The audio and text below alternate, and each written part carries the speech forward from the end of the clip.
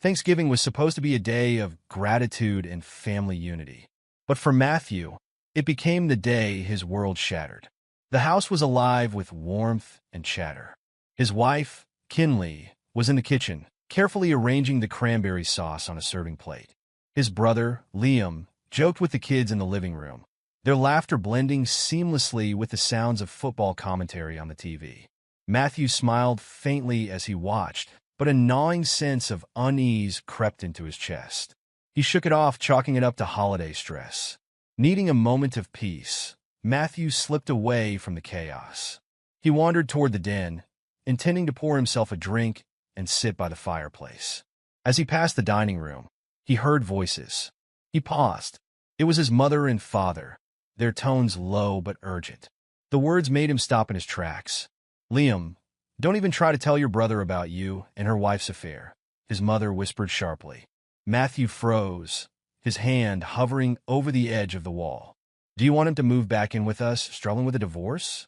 The kids would grow up without a family. Don't ruin their happiness over her small affair. It happens to everyone. Honestly, if he were smart, he'd thank us. Without Liam, those kids wouldn't have a shot at decent genes. He should be grateful." A weight settled in Matthew's chest, pressing harder with each word. He leaned closer, careful not to make a sound. His father's voice followed, equally firm. "Okay, but when the kids turn 18, I'll tell them the truth. They have to know who their real father is." Matthew's breath caught in his throat. He staggered backward, his legs trembling beneath him. The world tilted, and for a moment he thought he might faint. His mind raced, his thoughts colliding like cars in a high-speed crash. Kinley, Liam, his children. The betrayal was a storm raging in his chest, each revelation striking like lightning. He wanted to burst into the room, demand answers, and confront them. But he couldn't. Not yet. His heart thundered in his ears as he silently retreated down the hallway. He passed the cheerful hum of the television, the aroma of roasted turkey, and the innocent laughter of his children. Each step felt heavier than the last. When he reached the bathroom, he locked the door behind him. He gripped the edge of the sink, staring at his reflection in the mirror. His face was pale, his eyes wide and unblinking. His chest heaved as he struggled to steady his breathing. "No," he whispered to himself, shaking his head. "This can't be real." But it was. The voices, the words, were seared into his mind. His mother's callous dismissal, his father's cold agreement. They had known all along. They had enabled it. A soft knock at the door jolted him from his thoughts. "Matthew." Kinley's voice was light, cheerful. "Dinner's ready. Are you okay?" Matthew straightened, forcing his expression into something resembling calm. "Yeah, I'm fine," he replied, his voice steady but hollow. "Be right out." He splashed cold water on his face, the shock of it grounding him just enough to pull himself together. He couldn't let on that he knew. Not yet. He needed time to think, to plan, to figure out what the hell to do next. As he joined the family at the dinner table, he felt like a stranger in his own home. Kinley smiled at him, her eyes sparkling as she passed him a plate of turkey. Liam cracked a joke about the burnt rolls, earning a round of laughter. Matthew forced himself to smile, to laugh, to play the part of the oblivious husband and brother. But beneath the surface, his mind churned. How long had this been going on? Were his children even his? The thought made his stomach churn. He glanced at them, innocent, happy, blissfully unaware of the storm brewing around them. Whatever happened, he had to protect them. The rest of the evening passed in a blur. Matthew barely tasted the food on his plate. He nodded and smiled at the appropriate moments, but his thoughts were elsewhere. Every glance between Kinley and Liam felt loaded with hidden meaning. Every laugh, every shared look felt like a dagger twisting in his chest. When the evening finally came to an end and the guests began to leave, Matthew stood at the door, thanking them with mechanical politeness. Kinley leaned in to kiss him on the cheek, her touch making his skin crawl. He fought the urge to pull away. "You were quiet tonight," she said softly as they headed to the bedroom. "Everything okay?" "Just tired," he replied, avoiding her gaze. "Long day." She nodded, seemingly satisfied, and disappeared into the bathroom to get ready for bed. Matthew sat on the edge of the bed, his hands clasped tightly together. His mind replayed the conversation he'd overheard, each word cutting deeper than the last. When Kinley emerged, she slid in a bed beside him, reaching out to touch his arm. "I love you," she murmured, her voice tender. Matthew stiffened. "Yeah," he muttered, turning off the bedside lamp. "Good night." As she drifted off to sleep, Matthew lay awake, staring at the ceiling. His mind was a whirlwind of anger, betrayal, and despair. The life he thought he had was a lie, but he wasn't about to let them destroy him. Not without a fight. In the darkness, a plan began to take shape. He didn't know all the details yet, but one thing was certain. He would not let this betrayal go unanswered. Matthew didn't confront anyone that day. Instead, he smiled through the family dinner, though every glance at Kinley and Liam made his stomach churn. He needed time to think, to plan. That night, Matthew lay awake in bed, staring at the ceiling. Kinley slept soundly beside him, her breathing steady and untroubled. His thoughts raced, each scenario more complex and emotional than the last. Confronting her now would only lead to denials and tears, possibly even manipulation. He needed something more decisive, more permanent. By morning, his mind was made up. Matthew moved deliberately, careful not to arouse suspicion. Over breakfast, he smiled and laughed, masking the storm inside. "I've got a busy day at work," he told Kinley as he poured himself a cup of coffee. "Might be home late." "Same here," Kinley replied, kissing him on the cheek before heading out the door. As soon as she was gone, Matthew sprang into action. First, he called his workplace and took an indefinite leave of absence. Then, he contacted a locksmith. "I need all the locks on my house changed," Matthew explained. "It's urgent. Can you come today?" The locksmith agreed, and within an hour, a van pulled up to the driveway. Matthew watched silently as the man worked, each replaced lock bringing him closer to reclaiming control. Next, Matthew logged into their joint bank accounts. His hands trembled as he transferred every last dollar into an account only he controlled. Years of savings and investments moved in moments, the screen flashing a confirmation of his decisive action. He turned his attention to his children. Tommy, 8, and Sophie, 6, were playing in the living room, blissfully unaware of the upheaval about to occur. "Hey, guys," Matthew called out, his voice as steady as he could manage. "How about we go on an adventure today?" "An adventure?" Tommy's eyes lit up. "Where to, Dad?" "You'll see," Matthew replied, ruffling his son's hair. He packed quickly, taking only essentials. Clothes, important documents, and cherished family photos filled the suitcases. As he zipped the final bag, a wave of sorrow washed over him. This wasn't how he envisioned leaving his home, but he had no choice. He had to protect his children and himself. By noon, Matthew had the car loaded. He buckled the kids into the back seat and handed each of them a snack. "Ready to go?" he asked, forcing a smile. "Where's Mom?" Sophie asked, her voice small. "Mom's busy with work today," Matthew said gently. "She'll catch up with us later." Satisfied for the moment, Sophie nodded, and Matthew started the car. As they pulled out of the driveway, he glanced at the house one last time. The memories they had built there felt like a cruel joke now. They drove for hours, the hum of the engine and the chatter of the children filling the car. Matthew's phone buzzed repeatedly, but he ignored it. He knew Kinley would be trying to reach him. She would have come home to an empty house, the locks changed, and the accounts drained. He could picture her shock, her frantic attempts to piece together what had happened. For now, Matthew didn't care.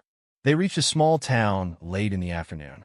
It was quiet and unassuming, the perfect place to start over. Matthew checked into a modest motel under a false name, paying in cash. As the kids explored the room, Matthew sat at the small desk and began making a list. Schools, housing, work, there was so much to consider. Later that evening, as Tommy and Sophie watched cartoons on the motel's dated TV, Matthew's phone buzzed again. This time he picked it up. Kinley's name flashed on the screen. He hesitated, his thumb hovering over the decline button. Instead, he answered, "Matthew." Kinley's voice was frantic. "What's going on? Where are you?" "The locks, the bank, the kids. What's happening?" Matthew's grip tightened on the phone. "You know exactly what's happening," he said, his voice cold and controlled. "Don't play dumb with me, Kinley. I don't understand, she stammered. Please, just talk to me. Talk. Matthew's laugh was bitter. Like you talked to Liam? Or my parents? Or anyone else you decided to drag into this mess behind my back? There was a long silence on the other end. When Kinley finally spoke, her voice was barely above a whisper. Matthew, I don't. He interrupted. Don't you dare try to explain or justify. You made your choices, Kinley. Now, you can deal with the consequences. What about the kids? She cried. They're my children too. Matthew's jaw clenched. Are they? The question hung heavy in the air. I'll be in touch when I'm ready. Until then, don't try to find us. He ended the call, his hands shaking as he set the phone down. Tommy looked up from the TV. Dad, are you okay? Matthew forced a smile. I'm fine, buddy. Just tired. As the night wore on, Matthew lay awake, staring at the cracked ceiling of the motel room. The enormity of what he had done weighed on him, but he knew it was the only way. He had to protect his children, to give them a life free from lies and betrayal. And as he listened to their soft, steady breathing, he knew he would do whatever it took to keep them safe.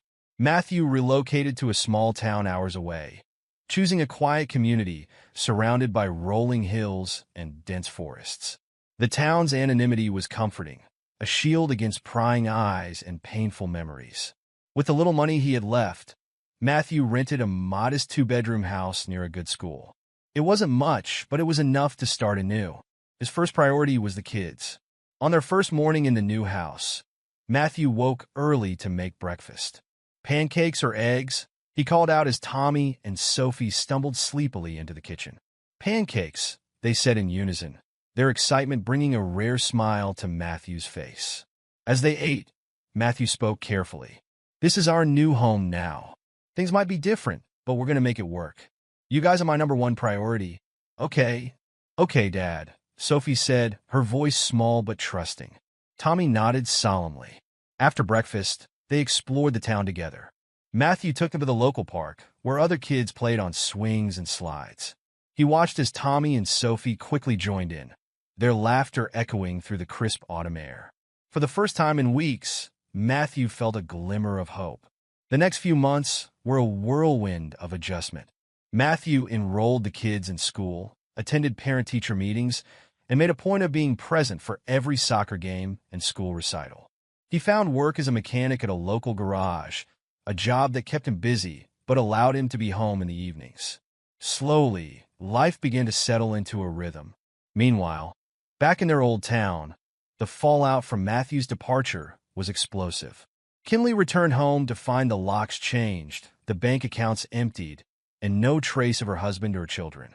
Her frantic calls to Matthew went unanswered.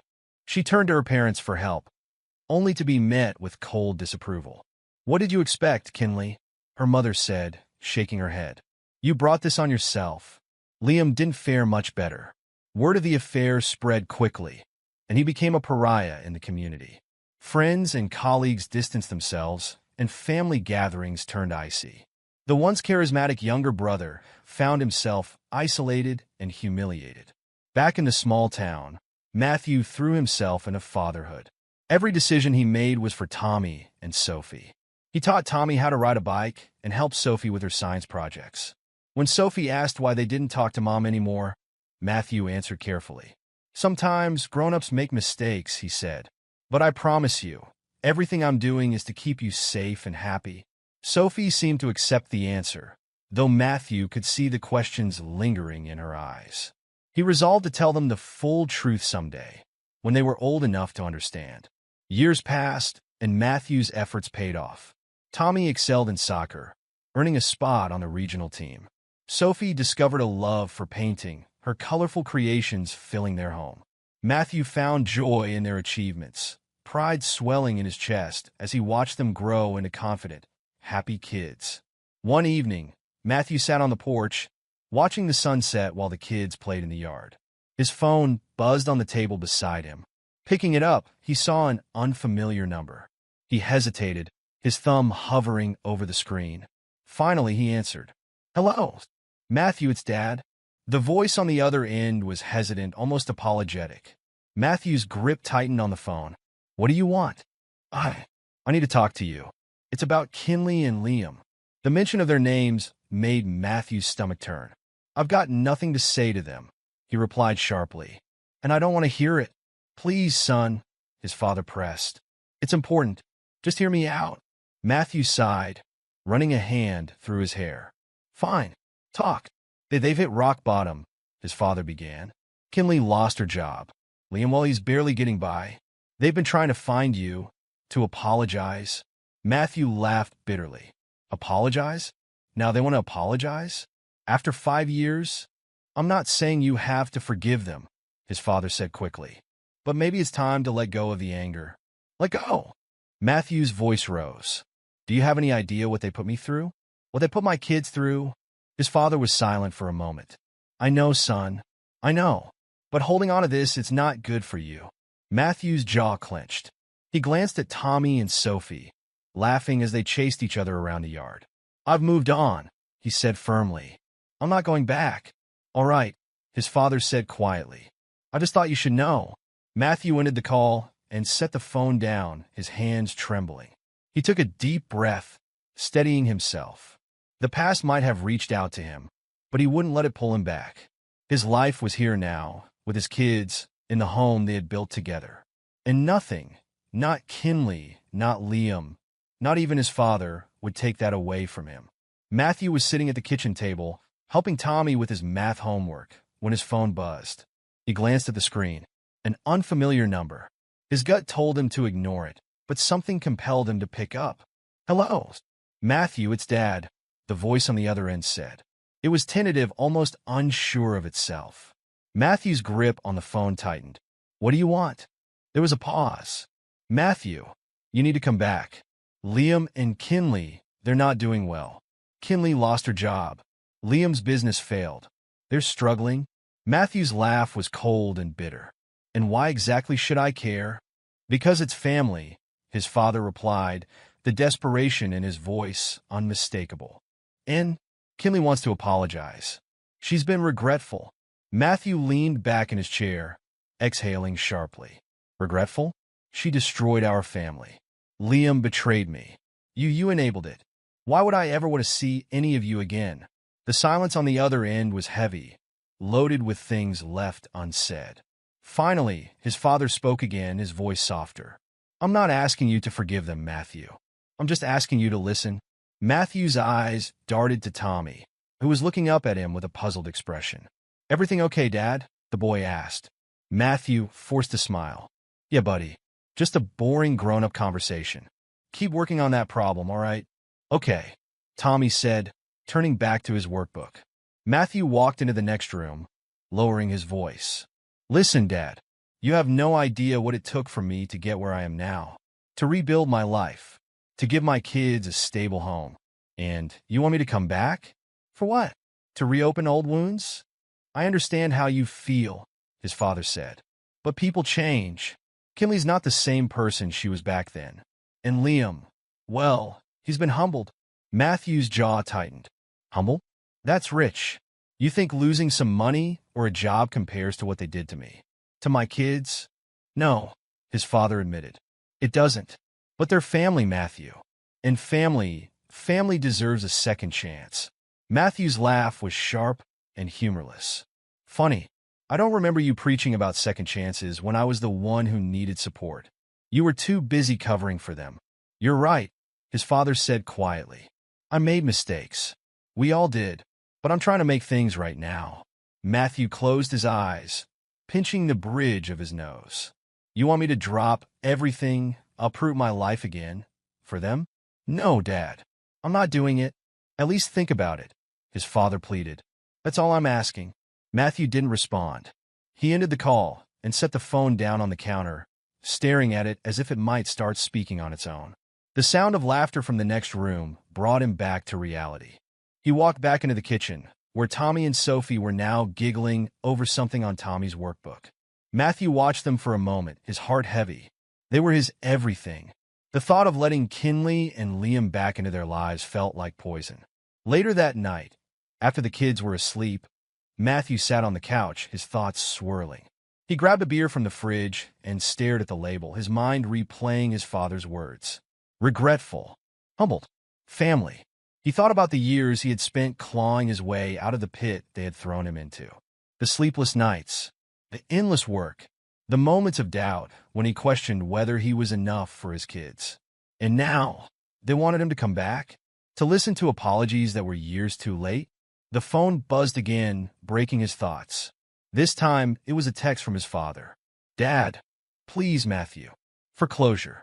If not for them, then for yourself. Matthew stared at the message, the words blurring as anger and frustration churned inside him. He didn't need closure. He had built his own closure, brick by brick, with every sacrifice he had made for his children. But a nagging thought crept into his mind. Would hearing them out finally put the past to rest? Could facing them one last time free him from the weight he still carried? Matthew tossed the phone onto the couch and leaned back, closing his eyes. The question lingered, unanswered, as the night stretched on. Despite his resolve, Matthew decided to return, not for reconciliation, but for closure. The drive back to his old hometown was heavy with memories and emotions he thought he had buried. As he pulled up to his parents' house, his grip on the steering wheel tightened. This wasn't going to be easy, but he needed to do it. For himself, for his kids, for the closure he never got. The door opened before he could even knock. His father stood there, looking older, wearier. Matthew, he said softly, stepping aside to let him in. Matthew walked into the living room, his gaze immediately landing on Kinley and Liam. They sat on the couch, their postures stiff, their faces drawn. Kinley's eyes were red, evidence of tears shed long before he arrived. Liam looked down at his hands, avoiding Matthew's piercing gaze. You wanted to apologize? Matthew said, his tone cold, almost clinical, as he took a seat opposite them. Kinley's lips trembled as she tried to speak. Matthew, I don't even know where to begin. Start with the truth, Matthew said sharply. Something you didn't seem too fond of back then. Kinley's tears spilled over as she spoke. I was a fool. I let my selfishness, my stupidity ruin everything. I've missed you. The kids. I missed us? Matthew interrupted, his voice rising. You didn't think of us when you were sneaking around with Liam. You didn't think of the kids when you destroyed their family. Kinley's sobs grew louder, but Matthew didn't soften. He turned his attention to Liam, his eyes blazing. And you had the audacity to sit at my table, to smile in my face, to pretend to be my brother while stabbing me in the back. Liam finally looked up, his face a mask of shame. Matthew, I have no excuse. What I did was unforgivable. I betrayed you. Stop, Matthew said, cutting him off. I don't want your excuses. I don't want your pity. I want to know why. Why would you do this to me? Liam swallowed hard, his voice shaky. I was jealous. You had everything, a beautiful family, a successful career. And I felt like I was always in your shadow. I let that jealousy consume me. But it wasn't worth it, Matthew. It wasn't worth losing you. Matthew shook his head, a bitter laugh escaping his lips. Jealousy? That's your excuse? You destroyed my life because you couldn't handle being second best? Kinley reached out, her voice desperate. Matthew, please. I know I don't deserve your forgiveness, but I'm begging you. For the kids, can we find a way to move past this? Matthew stood abruptly, pacing the room. The kids? Now you care about the kids? Do you even know what it took to keep them safe and happy after you left? Do you know how many nights I stayed up, wondering if I was enough for them? Kinley's sobs filled the room, but Matthew didn't stop. He turned to his father, who had been silent until now. And you knew, and you said nothing. You sat there and let them betray me, and you told yourselves it was for the best. His father's face crumpled. Matthew, I thought I was protecting you. Protecting the kids. Protecting me? Matthew's voice was incredulous. By lying to me? By enabling them? You didn't protect me. You destroyed any trust one had in this family. The room was silent except for Kinley's quiet sobs. Matthew took a deep breath, trying to steady himself. I didn't come here to forgive you. I didn't come here to make things right. I came here to tell you that I've moved on. I built a life for myself and my kids, a life without lies, without betrayal. And I'm not going to let you or anyone else disrupt that. Kinley looked up, her face pale. But Matthew, what about us? There is no us, Matthew said firmly. Not anymore. You made your choices, and I've made mine. I came here to give you the chance to say your piece. But now it's time for me to go. He turned to leave, but Liam's voice stopped him. Matthew, wait. I know I've lost the right to call you my brother, but I'm sorry. For everything. Matthew paused, his back to them. I'm glad you're sorry. But sorry doesn't fix what you broke. Without another word, Matthew walked out the door, leaving them behind. As he drove away, he felt a strange mix of emotions, anger, sadness, relief. The confrontation hadn't given him the closure he hoped for, but it reaffirmed one thing. His life was better without them in it. The air in the room was heavy, the tension palpable. Matthew stood near the doorway, his fists clenched at his sides. Just as he was about to leave, his father spoke, his voice trembling. Matthew, wait. There's something else. The kids, they're yours. We lied. Matthew froze in his tracks. The words hung in the air, almost incomprehensible. He turned slowly, his expression a mixture of disbelief and fury. Lied? Lied about my children, about my family? Why? His father's face was pale, his hands fidgeting nervously. We thought we were protecting you. Matthew's laugh was harsh and bitter, cutting through the silence like a knife. Protecting me? You destroyed my trust, my family, my sense of reality. And now, you want forgiveness? Kinley sobbed louder, her head buried in her hands. Liam looked down, his face a mask of guilt. Matthew's father took a hesitant step forward, his voice pleading. We didn't know what else to do. We thought if you believed they weren't yours, it would make the divorce easier, that you'd let go and move on. Matthew's voice rose, shaking with anger. Let go? You thought I'd let go of my own children? Are you even listening to yourself? Do you have any idea what it's like to live with that kind of doubt? To look at them every day and wonder if they're really mine? Kinley finally lifted her tear-streaked face. Matthew, I'm so sorry. I don't. Matthew snapped, cutting her off. You don't get to apologize. Not for this. Not after everything you've done. Liam cleared his throat, his voice low. Matthew, I swear I didn't know they were yours. I thought they might be mine. That's why. Matthew's glare was icy. That's why you thought it was okay to ruin my life. To sleep with my wife? You thought you were entitled to everything I had because of some twisted idea that you were better than me? Liam's shoulders slumped, and he looked away, unable to meet Matthew's eyes. I was wrong. I was selfish. Selfish doesn't even begin to cover it. Matthew shot back. He turned to his father. And you've been lying to me for years. You let me believe a lie to protect them, to protect their betrayal. His father's voice cracked. We thought it was for the best. We thought if you moved on. Moved on? Matthew repeated, his voice dripping with sarcasm. You thought I'd just move on from my own children? From the people who betrayed me? You didn't protect me. You broke me. The room fell silent again, the weight of Matthew's words settling over everyone. Kinley spoke up, her voice trembling. Matthew, please. The kids deserve to know the truth. They deserve to have their father in their lives. Matthew stared at her, his eyes cold. You don't get to decide what they deserve. You don't get to play the victim here. He paced the room, his mind racing. Memories of the past years flashed through his mind, the sleepless nights, the relentless effort to provide a stable life for his children, the nagging doubt that had always lingered. Now, that doubt was gone, replaced by a rage he could barely contain. You know what the worst part is? Matthew said, his voice quiet, but laced with venom. It's not even about the betrayal anymore. It's about the fact that you took away my choice.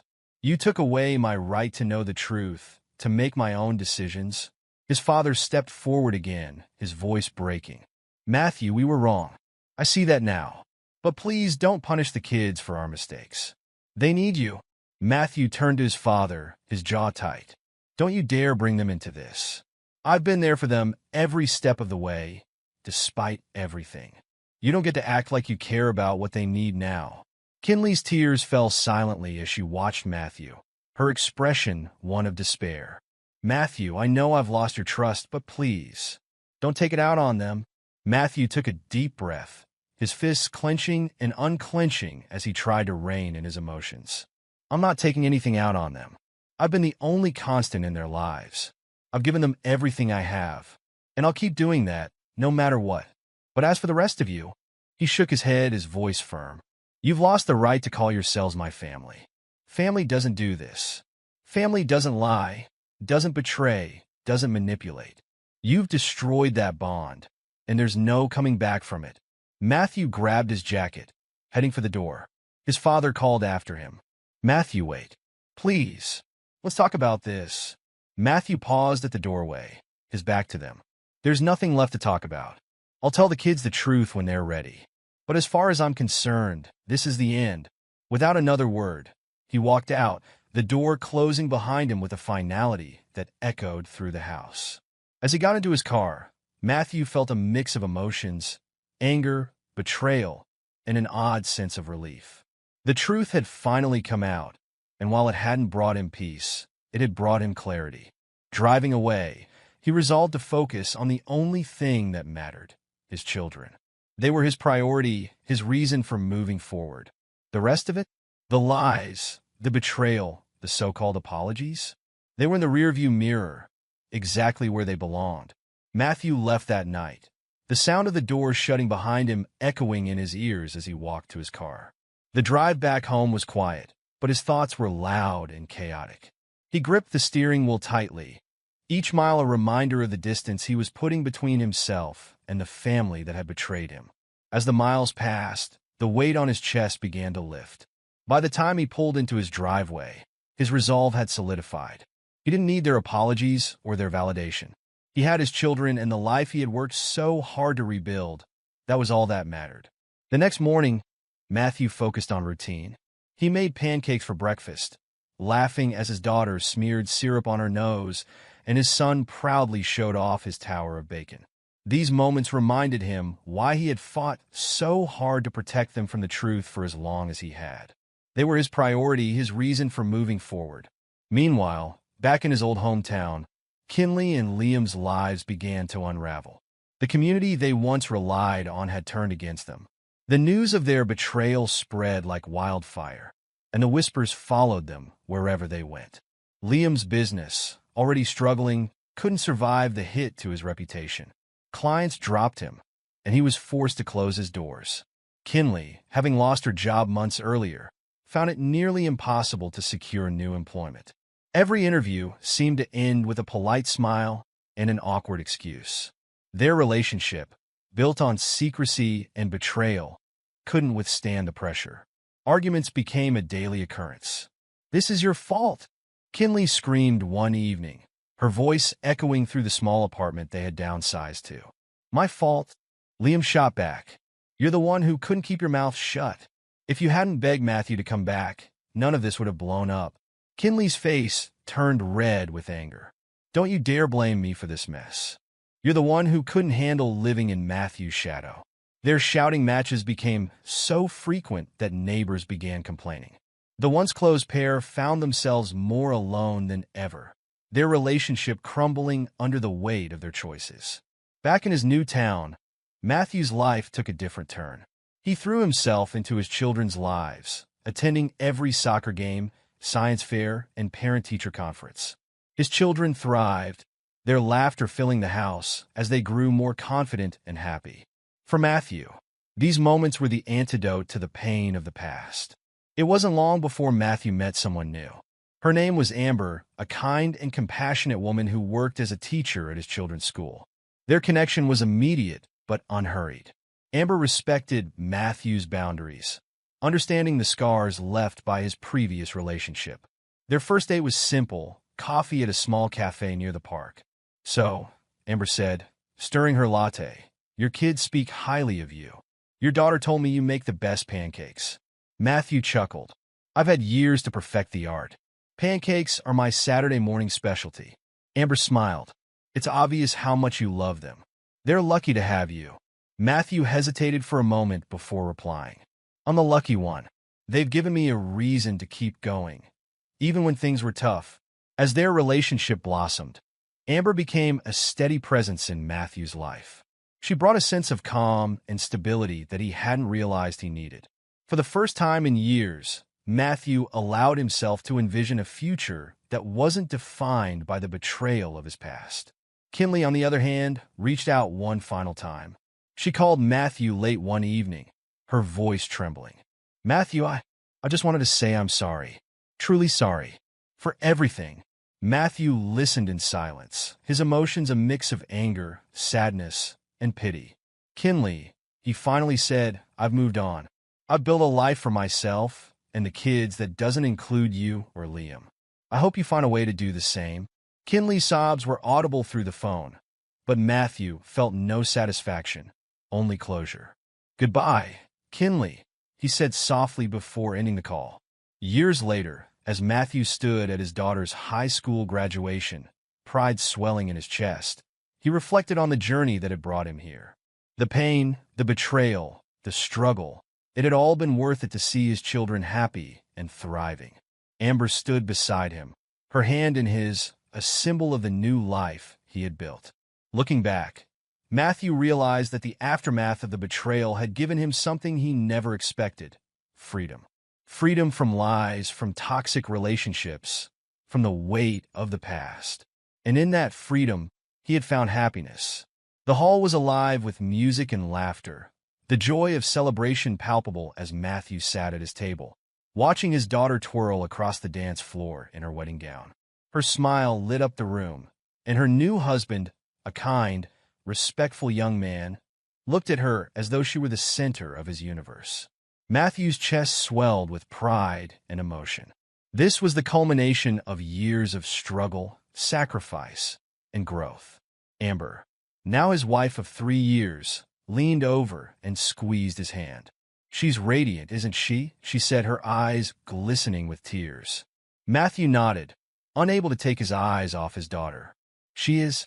It's hard to believe this is the same little girl who used to climb into my lap with skinned knees, demanding a pancake bandage." Amber chuckled. "You've done a remarkable job, Matthew. She's a testament to your love and dedication." The sound of glass clinking drew his attention. It was time for the speeches. Matthew's daughter's best friend spoke first, recounting funny anecdotes and heartfelt memories that had everyone laughing and tearing up in turn. Then it was Matthew's turn. He stood, the room quieting as all eyes turned to him.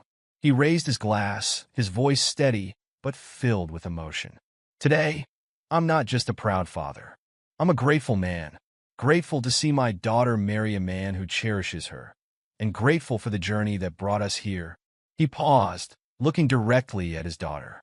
"You've taught me so much, sweetheart, about resilience, love, and the importance of family. Not just the family we're born into, but the family we choose and create." Matthew's words were met with applause, and he took his seat again, his heart full. Later, as the night wound down, his daughter approached him, her face glowing with happiness. "Dad," she said, taking his hand, "thank you for everything. For being my rock, for never giving up on us." Matthew smiled, his throat tight with emotion. "It's been the greatest honor of my life to be your father." Meanwhile, far from the joyous celebration, Kinley and Liam's lives were shadows of what they once had been. Kinley lived alone in a small apartment, her days filled with quiet regret. She had heard about the wedding, but hadn't expected an invitation. She spent the day looking at old photos, her heart heavy with what could have been. Liam, too, had faced the consequences of his actions. His business failure had left him in debt, and his relationships, both personal and professional, were strained. The once charismatic man now avoided social gatherings, unable to face the judgment of others. Back at the wedding, the band struck up a slow song. Amber took Matthew's hand, pulling him to the dance floor. "Come on, Mr. Father of the Bride. Let's show them how it's done." Matthew laughed, allowing her to lead him to the center of the room. As they danced, he felt a profound sense of peace. He had survived betrayal and heartbreak, emerging stronger and happier. For the first time in years, he felt truly grateful, not for what he had endured, but for what he had built from the ashes. As the song ended, Matthew raised his glass one final time. "To new beginnings, he said, his voice steady and clear. To family, the one we choose and the one we make.